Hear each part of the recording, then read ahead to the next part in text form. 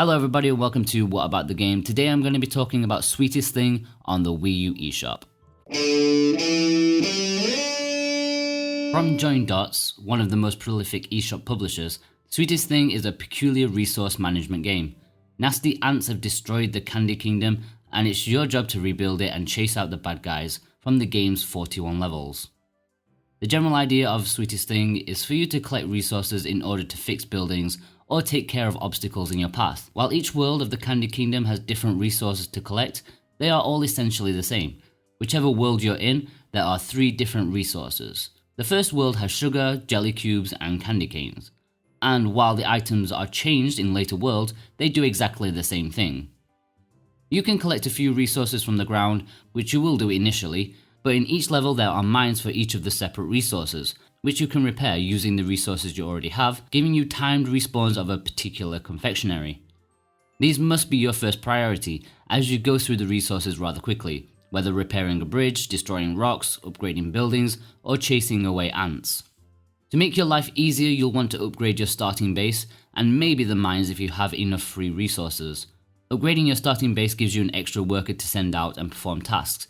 It can be upgraded only twice though, for a total of 3 workers at your disposal. I found this to be the most useful upgrade just because it makes the whole process that much quicker. While the game is rather harmless, it does seem a little mundane. There is very little strategy involved in decision making of which path to take because you'll always end up heading straight for the mines. Yes, as you progress further into the game, it does become possible to fail a level by using all your resources without having access to any more, meaning that you'll need to restart, but that's not really a big step back. The only other urgency in the game is a timer.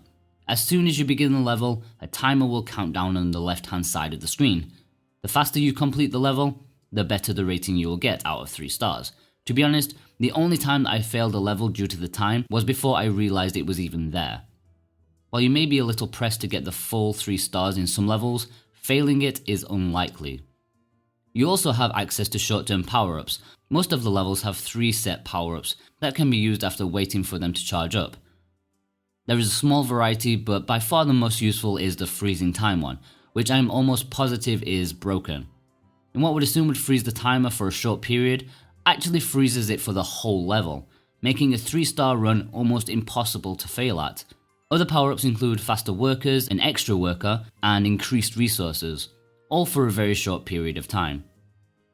Since all of the controls are through the touchscreen, you'll be squinting at the gamepad almost all of the time. Due to the graphical style and the assets being so small, it can be quite difficult to see what's what, even on the TV. It's often unclear what's interactive and what's not, especially at the beginning. In combination with that, the HUD that surrounds the screen with the information can often obscure things behind it, hiding important buildings or resources from you. There are hidden collectibles in each of the game's 41 levels. Despite each level being only 1 screen wide, it can be rather difficult spotting them in the overly busy screen.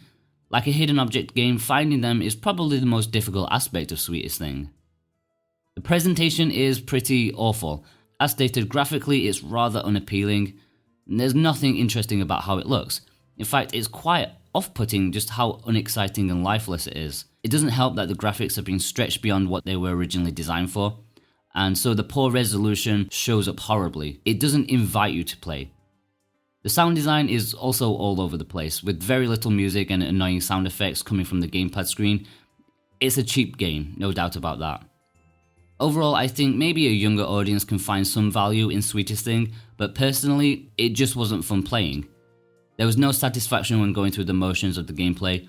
It was mindless despite the supposed strategy in choosing where to spend your resources. I never really felt compelled to play the Sweetest Thing, with its unappealing presentation and dull, if rather harmless gameplay.